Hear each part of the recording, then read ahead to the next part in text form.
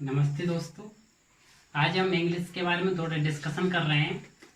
जैसे कि English grammar से हम स्टार्टिंग करेंगे। जस्ट अपॉन इसमें क्या है, हम class 10th 12th 9th 11th के लिए प्लस इससे ऊपर के लिए, जैसे आप 12th लेवल से ऊपर जब आप पढ़ते हो तो उस कॉम्पिटिटिव लेवल के लिए भी यही ग्रामर यूज की जाती है। तो इसलिए आज हम क्या है, इंग्लिश पे थोड़ा डिस्कशन चला रहे हैं। और बेसिकली हम स्पेशली देखा जाए तो क्लास 10th और 12th के लिए स्पेशली पढ़ा रहे हैं। ठीक है, तो आज हम थोड़ा इंग्लिश के बारे में जानने की कोशिश करेंगे कि इंग्लिश क्या है। तो बड़े ध्यान से सुनिए। देखो, इंग्लिश अपने आप में क्या है, एक लैंग्वेज है। ठीक, लैंग्वेज है, लेकिन ये क्या है, इसकी जो ओरिजिन हुई है ना, वो क्या है, एक फॉरेन वर्ड से हुई है, जिसको आप बोलते हो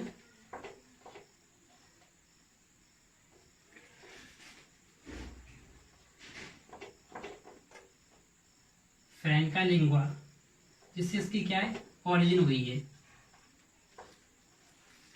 ठीक, और ये क्या है, एक अपने आप में एक फॉरेन वर्ड है। ठीक है, ये क्या है, इंग्लिश अपने आप में एक लैंग्वेज है, जिसमें क्या है, एक इसकी ओरिजिन की बात की जाती है। तो कि एक फॉरेन वर्ड है जिसको हम लिंगुआ फ्रैंका बोलते हैं। ठीक है, अब बात की जाती है कि इंग्लिश में जब बेसिक बात की जाती है, तो देखो भाई, इंग्लिश क्या है, अपने आप में एक लैंग्वेज है। तो हम इसको समझेंगे।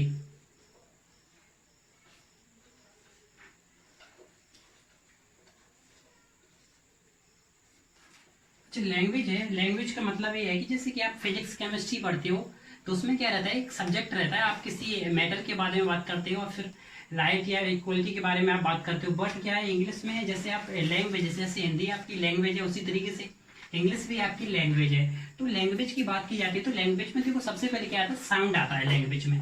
तो हम जैसे कि साउंड की बात की जाए, तो साउंड में आप देखोगे तो भाई लेटर्स होते हैं। साउंड में कितने लेटर्स होते हैं भाई, 26 लेटर्स आपके होते हैं। ठीक है, और जिसको आप क्या बोलते हो भाई, आगे चल के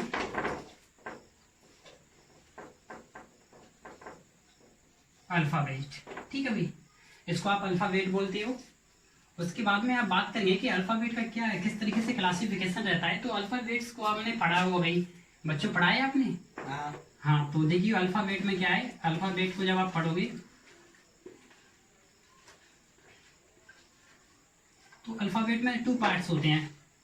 एक आपका क्या बोलता है, बोलो बच्चों, वोवेल्स। ठीक है, सेकंड क्या होता है बच्चों, कॉन्सोनेंट। ठीक है भाई, तो आपने पढ़ा होगा जैसे कि क्या वोवेल्स आप जानते हो बच्चों, बोल बताओगे क्या होते हैं वोवेल्स, कितने होते हैं ये बताओ आप। तुम 5 होते हैं। Very good. तो ए ई आई ओ यू। ठीक है बच्चों। अच्छा, फिर कॉन्सोनेंट की जब आप बात करते हो तो क्या होते हैं बच्चों, आपकी 21 कॉन्सोनेंट होते हैं। और इस तरीके से आप डॉट डॉट करके लास्ट जेड तक ये आपके रहते हैं। ठीक है, तो ये तो आपके अल्फाबेट्स और कॉन्सोनेंट वगैरह हुए बच्चों। ठीक है, जिनके बारे में आप थोड़ा समझोगे। लेकिन बात एक ही आती है कि जैसे अल्फाबेट के बाद जब आप बात करोगे ना, प्लीज टेक वो टाइम, पहले आप इसको समझे बच्चों। अभी हमने अल्फाबेट के बारे में थोड़ा समझा, अब क्या है, हम लेटर्स के बारे में पढ़ेंगे। क्योंकि देखो अल्फाबेट जब आप पढ़ोगे ना, तो उसमें 3 चीज आती हैं। देखो कि कोई भी चीज, उससे पहले हमने पढ़ा कि देखो अल्फाबेट्स में सबसे पहले लेटर्स होते हैं। ठीक है, लेटर्स कितने होते हैं, 26। लेकिन अल्फाबेट्स में लेटर्स के बाद जो आते हैं ना, तो मैंने बताया कि जो पहली बात तो हमें ये समझना होगा बच्चों कि लेटर्स होता क्या है, वर्ड्स क्या होते हैं, बस सेंटेंस पे हम आएंगे। तो देखो, स्मॉलेस्ट यूनिट ऑफ ग्रामर। देखो बच्चों, लेटर के बारे में हमने समझा कि स्मॉलेस्ट यूनिट ऑफ ग्रामर, यानी कि भाषा की ये सबसे छोटी इकाई होती है, स्मॉलेस्ट यूनिट। ठीक है, इसको आप क्या बोलते हो, लेटर्स। तो मैंने बताया लेटर्स क्या, ABCD, जो भी वर्ड्स सिंगल हो, उसे क्या बोलते हैं, लेटर्स। ठीक है बच्चों, बात आती है लेटर्स के बाद वर्ड। अच्छा, वर्ड क्या था, ग्रुप ऑफ लेटर्स। ठीक है, वैसे तो बहुत सारे मीन्स है, लेकिन आपको मैंने सिंपल फॉर्म में समझाया कि ग्रुप ऑफ लेटर्स, यानी कि कुछ जो लेटर्स होते हैं ना, उनको मिलाकर क्या बनता है भाई, वर्ड्स बनते हैं। ठीक है, तो इसमें हम करना चाहे तो कर सकते हैं कि वोवेल्स प्लस कॉन्सोनेंट के मिलने से जो चीज बनती है उसे हम वर्ड्स बोलते हैं। ठीक है, तो क्या, ग्रुप ऑफ लेटर्स, बहुत सारे लेटर्स को जोड़कर वर्ड बनाया। तो एग्जाम्पल के तौर पे आप समझ सकते हो कि मैंने वर्ड में, जैसे मैंने मेरा नाम लिया आकाश, या फिर मैंने बोला कि हिमांशु, अजय, तो ये क्या है, तुम्हारे वर्ड्स हैं। ठीक है, नाम भी एक वर्ड्स है, हर वो चीज वर्ड्स है। अब वर्ड के बाद आती है फ्रेज। जो आप पढ़ोगे कॉम्पिटिटिव लेवल पर, तो मैं भी तुम्हें थोड़ा सा बता दूंगा फ्रेज क्या होती है, ठीक है। फ्रेज और सेंटेंस एक जैसे मीन्स है, आप थोड़ा सा समझो बच्चों।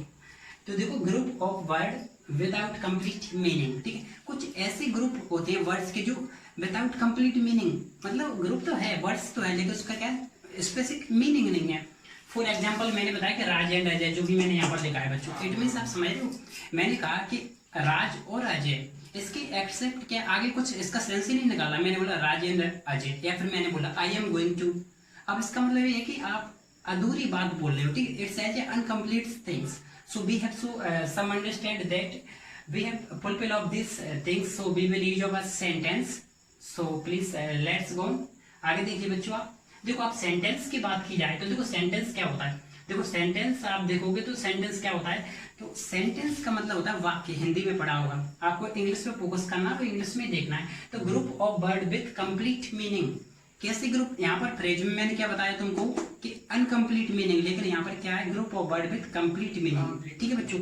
यहाँ पर कंप्लीट मीनिंग है, तो कंप्लीट मीनिंग देखो, राज प्ले क्रिकेट, ठीक है। तो आप बोल सकते हो यहाँ पे राज प्ले क्रिकेट, ठीक है, तो राज प्ले क्रिकेट खेलता है, तो क्या बच्चों आप इसको समझ पा रहे हो, ये सेंटेंस कंप्लीट है, ठीक है, क्योंकि पूरा हाँ राज प्ले क्रिकेट खेलता है, ठीक है। आप इसमें चाहते हो ऐसा लगा सकते हो, और आपकी सुविधा के लिए, ठीक है बच्चों। इस तरीके से आप राज प्ले क्रिकेट आप समझे, ये आपका बच्चों सेंटेंस है, ठीक है। अब बात की जाती है कि सेंटेंस आप समझ गए, उसके बाद क्या आता है, इसको आप unit, meaningful unit of language को हम सेंटेंस बोलते हैं, ठीक है बच्चों। अब कंप्लीट मीनिंग क्या होता है, इसके बारे में थोड़ा बात कर रहा हूँ। जैसे कि आप सेंटेंस पढ़ा, तो सेंटेंस में कंप्लीट मीनिंग आई, तो कंप्लीट मीनिंग से फॉर्मेशन होता है स्ट्रक्चर का। स्ट्रक्चर को आप सिंटैक्स बोलते हो, एक लैंग्वेज में सिंटैक्स जो वर्ड्स होता है उसी से मिलकर आपका ये बेस बनता है कि सब्जेक्ट वर्ब ऑब्जेक्ट। देखो आप यहाँ पर पहचान सकते हो, ये क्या है भाई, ये क्या है, ये वर्ब है आपकी, और ये राज क्या है, एक सब्जेक्ट है, ये आपकी वर्ब है, वही क्या है बेटा, ऑब्जेक्ट है, ठीक है। बोलो हाँ, ठीक है बच्चों। इस तरीके से आप इसको नोट डाउन करो, मैं थोड़ा फिर आगे आपको समझाता हूँ प्लीज। देखो बच्चों, अभी हम पढ़ रहे थे सेंटेंस के बारे में, तो सेंटेंस में आपने देखा कि meaningful unit of word is called sentence, वो आपने समझा। तो मैंने बताया उसमें स्ट्रक्चर होता है जिसको हम सिंटैक्स बोलते हैं। तो बच्चों ये आपका स्ट्रक्चर रहा, ध्यान से सुनना जो मैं बोल रहा हूँ।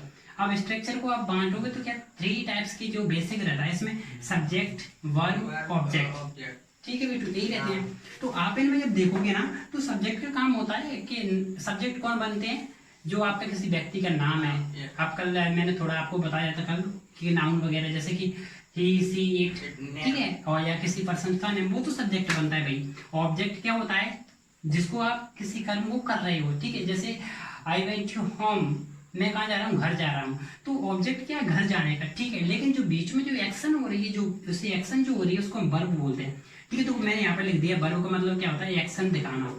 किसी एक्शन को बताने का काम कौन करता है, वर्ब करता है हमेशा, ठीक है। इसको क्या बोलते हैं आप, एक्शन डिनोटिंग वर्ड बोलते हैं। देखो एक्शन बच्चों हम बात कर रहे हैं कि वर्ब का काम होता है एक्शन दिखाना, ऑब्जेक्ट का काम क्या होता है, सिर्फ बताना कि हम ये काम कर रहे हैं, ठीक है। एक्टिव वॉइस में आप जो मैं आगे पढ़ाऊंगा आपको। तो देखो वर्ब में क्या आता है, आपकी हेल्पिंग वर्ब्स आती है, मेन वर्ब्स आती है।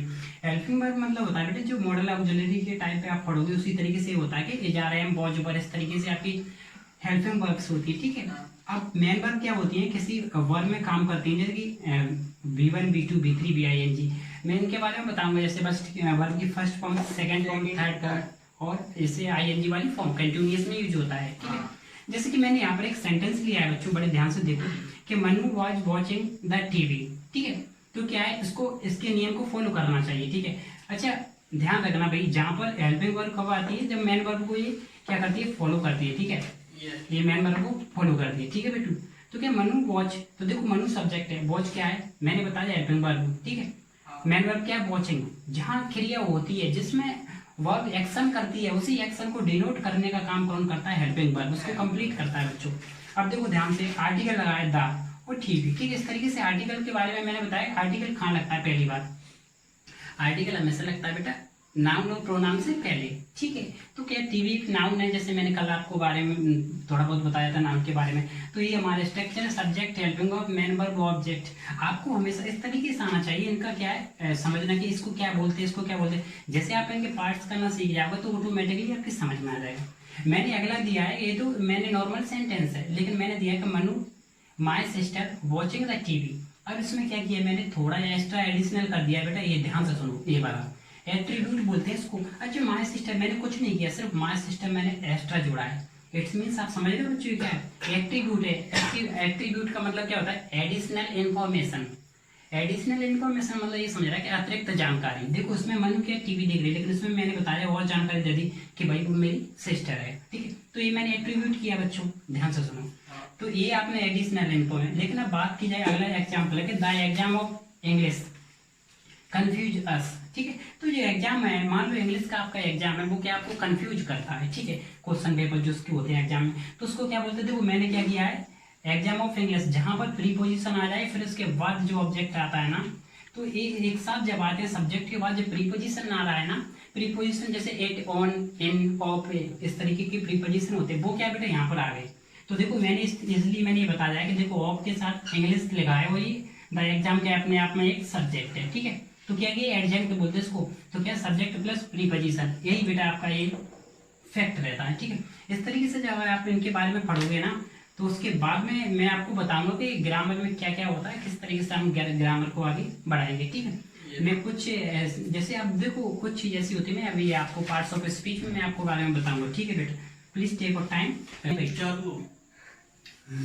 अब ग्रामर में आप पढ़ रहे हैं बच्चों कि जो ग्रामर है ना, उसमें थोड़ा आप देखिए कि इंग्लिश में क्या है, मैंने सेंटेंस वगैरह बताए, सेंटेंस के बाद स्ट्रक्चर बताया, तो स्ट्रक्चर के बाद में से मैंने अभी क्या है एक एग्जांपल आपको दिया था थोड़ी देर पहले, क्या दिया था कि मनु वाचिंग द टीवी, ठीक है। तो वो मैंने सेंटेंस बोला, उसमें क्या थे बच्चों, subject, helping verb, main verb और ऑब्जेक्ट, एक ही ना बच्चों।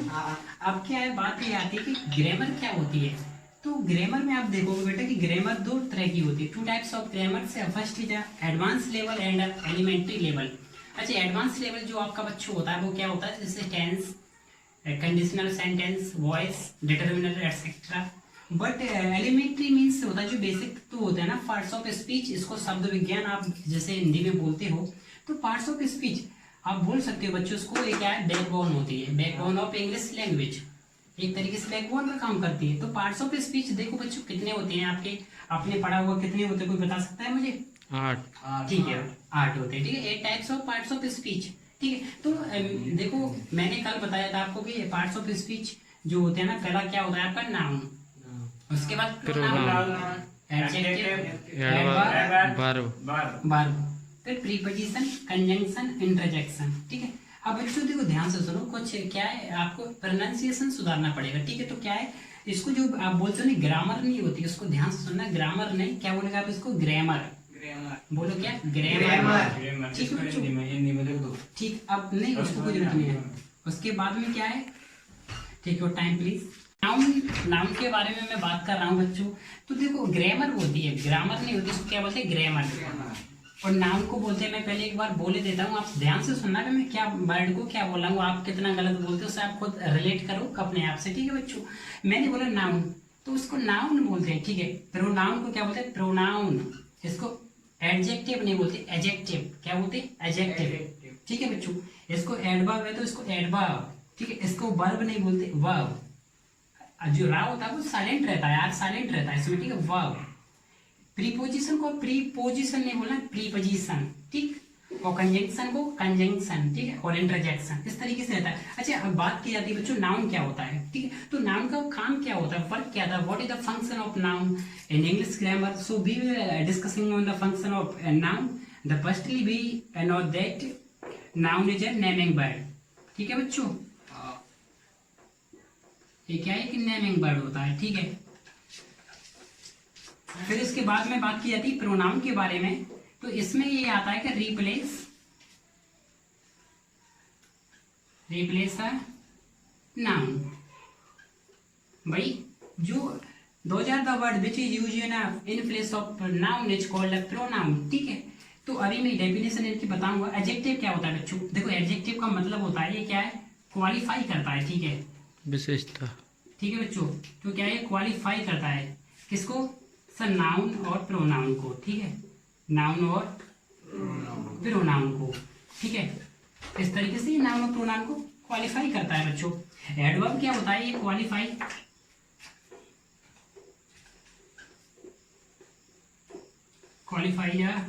वर्ब, ठीक है। और वर्ब क्या होती है? एक्शन डिनोटिंग, एक्शन डिनोटिंग एक वर्ड होता है बच्चों, ये अपने आप में, ठीक है बच्चों। तो एक्शन डिनोटिंग वर्ड होता है वर्ब का काम, तो ठीक है। अब देखो बच्चों इसमें कुछ चीज होती है कि एग्जांपल्स देखो, अब आप क्या है, नेमिंग वर्ड है, तो देखो मैंने नाम के बारे में आपसे डिस्कशन किया था। अब आगे मैं देखूं तो प्रीपोजिशन के बारे में बात करें तो रिलेटिंग वर्ड है। रिलेटिंग यानी ये रिलेट करता है किसी चीज को अपने आप से, ठीक है। प्रीपोजिशन कौन होते हैं? जैसे on, off, in, to, etcetera. Conjunction क्या होता है? ये कनेक्टिंग वर्ड है या फिर जॉइनिंग वर्ड होता है कि मैंने ये दोनों को आपस में मैंने जोड़ा, इट मीन्स ये कनेक्ट हुए एक साथ, और ये तो कनेक्ट हुआ इसी को हम कंजंक्शन बोलते हैं, ठीक है। तो जब भी दोनों वर्ड्स मिलते हैं उसको हम कंजंक्शन बोलते हैं बच्चों, ठीक है। अब इंटरजेक्शन के बारे में तुम्हें आप थोड़ा सा समझना होगा। इंटरजेक्शन में क्या होता है? आपके सडन एक्सप्रेस और फीलिंग, ठीक है। तो इसमें क्या होता है? फीलिंग एक्सप्रेशन, मैं लिख सकता हूँ यहाँ पर क्या, एक्सप्रेस, एक्सप्रेस फीलिंग, ठीक है। लेकिन एक्सप्रेस जो करता है ना, एक्सप्रेस किस तरीके का एक्सप्रेशन होता है आपका, ध्यान से सुनना बच्चों, ठीक है। सडन, जो आपके सडन फीलिंग वगैरह होते हैं ना, उसको ये एक्सप्रेशन करता है, ठीक है बच्चों। सो फ्रेंड्स, हमने ये क्या ग्रामर के बारे में थोड़ा बहुत पढ़ा है, इसके बारे में मैं डिस्कशन को आगे लेके जाऊंगा।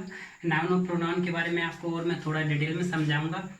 और आगे किसी को कोई भी डाउट होता है तो आप पूछ सकते हो, कमेंट बॉक्स में मुझे लिख सकते हो, अगेन मुझसे आस्किंग, ठीक है। और कुछ भी डाउट है तो आप मुझसे पूछ सकते हो, ठीक है। और बस आगे चल कर नेक्स्ट चैप्टर जब आएगा तो मैं आपको इन्फॉर्म कर दूंगा। Thanks for watching.